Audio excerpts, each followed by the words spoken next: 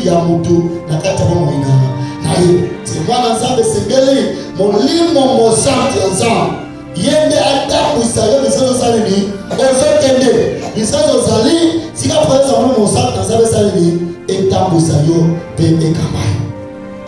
Alléluia. Et le par la grâce de Dieu, demandez même à Kamouzé Pélé pour le merci de cet esprit. Et je crois que le la semaine à Pentecôte, pendant cette semaine, la semaine de dévotion pour la montée, il y a beaucoup de parties qui vont parler sur le Saint-Esprit et vous allez avoir la moment. Amen. Le Seigneur sur un point pour te chuter. Nous allons autant dans le temps qu'il a mis sur dans le canal à Galate. Galate chapitre 5, le verset 16 à 21.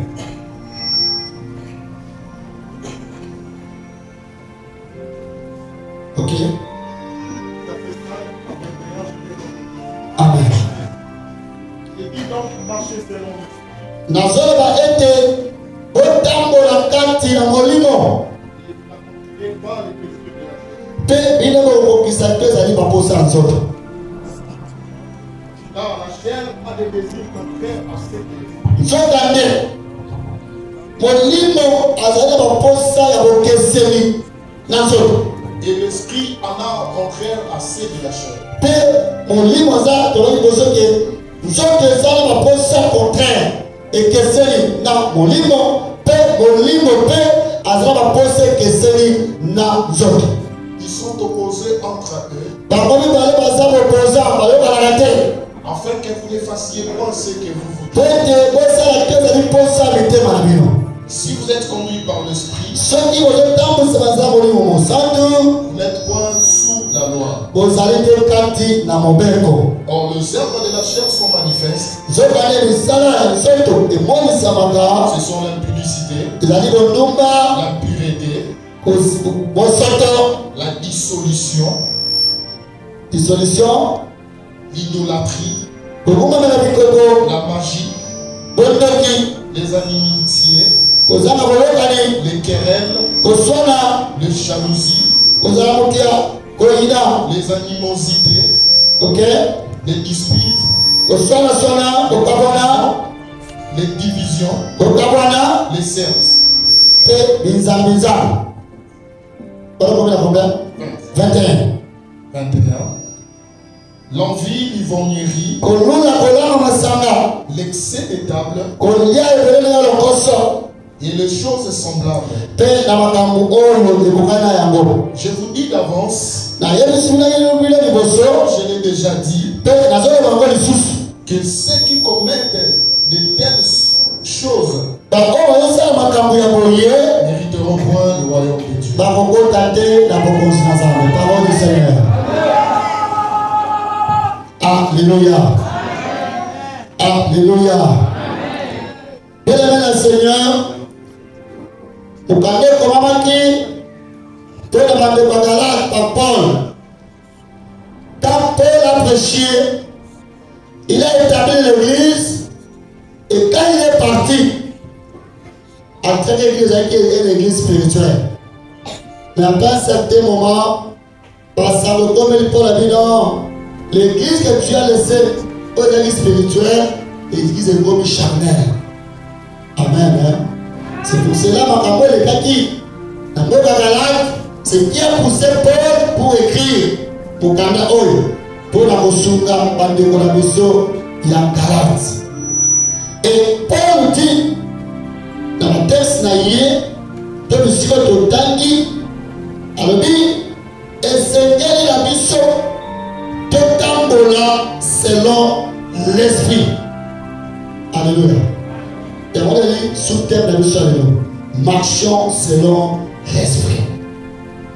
Totambola, Kolabisa Mamolimo, Mossad. Pourquoi Paul a dit ça? Parce qu'il a compris que dans la Ecclésia, cette lettre de le Seigneur, elle a écrit pour la païenté. Et la lettre est écrite pour la Batoué et la Yamaki Péyesu. Bateau a recevé l'évangile. Mais là, quand ngata molimo te. Ça veut dire l'état de comment il peut n'angana yo bateau de yamba sur le col mon bikis. Amen. Et maintenant pourquoi il dit que le Seigneur a mis sur le tambola la carte na molimo parce que voilà que quand il pas ensemble bateau bandima ensemble ba étouffer molimo ba comme au tambola c'est là ba posa na bango. Le Saint-Esprit est dans l'action qui conduit par un et comme ça les autres peuvent trouver les grandes d'église. C'est pour cela que Paul les a rappelés par nous que le Seigneur il a dit non, bon temps non selon la chair, mais bon temps selon l'esprit. Paul maintenant, dans le salimo dans l'ensemble que le Seigneur te yéba que ma posa ya molim et c'est la contraire ma posa nini ya ça.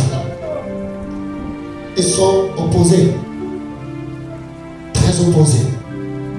Bien aimé le Seigneur, moi l'ensemble ça rempli de l'esprit et Seigneur aïe bako kabola, aïe bako sosola, ce qui est bien devant Dieu, peut vous amener vous allez ya ça. Vous savez, la chair que nous portons, ils ont besoin, ils ont besoin. Ils ont besoin de l'ingaka pour se faire un casse.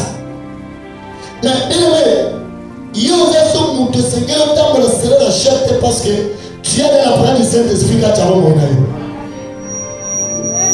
Et quand nous sommes de haut et digne de la mission, il y a beaucoup de choses que ça va se faire à la côté. Parce qu'il y a dit que c'est pas un temps, nous autres repola, nous allons aller dans la vie. Ce qui est important devant Dieu, et ça a un esprit dans les hommes, c'est ça à justifier, tout ensemble, ça doit condamner.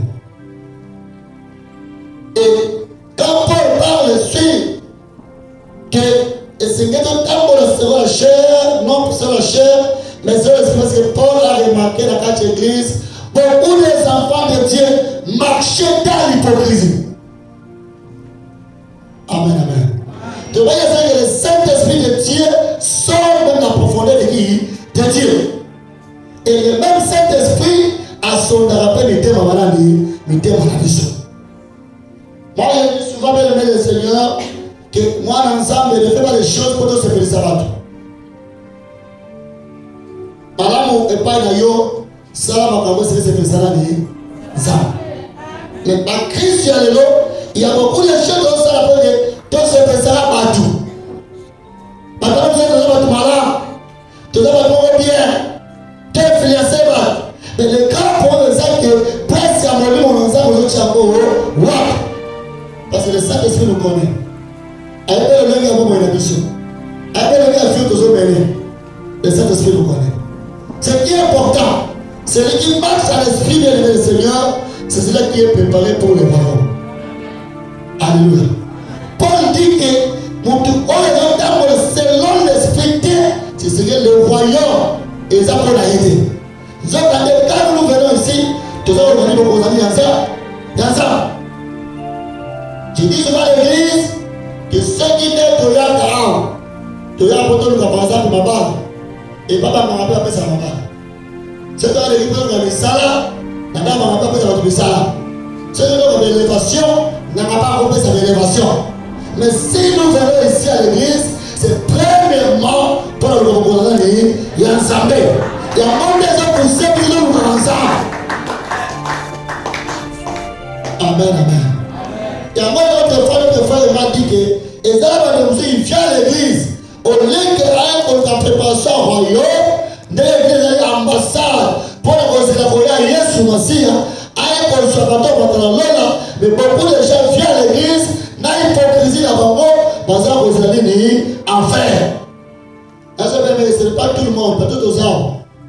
Les hommes sont au monde dans la terre. Alléluia. Ce n'est pas tout le monde. C'est seulement quand vous êtes dans le lancement de mon sang, parce que quand le Saint-Esprit a fait à mon cœur, le bozo, après c'est un crainte de Dieu. Attends pour la sérénité. Il dit que mon cœur est rempli de l'esprit, il n'est pas conduit par ezali molimo mosala kosala nini akomi kotambusa ye. Amen, amen. Vous savez, mon temps de temps, vous savez, nous sommes dans ça. Alors, on a mis pour ça, on a la présence. Alors, on a mis pour ça, on a la présence. Ça veut dire qu'après le sambo, à ça, vous allez pour ça aussi, il faudra la zarawana. Et vous devez remplir dans une zone de la chair. Là, vous devez dire, mon pouvoir prier à Moyata Moyata. À ça, marcher sur le pour ça. Ah, pour ces années.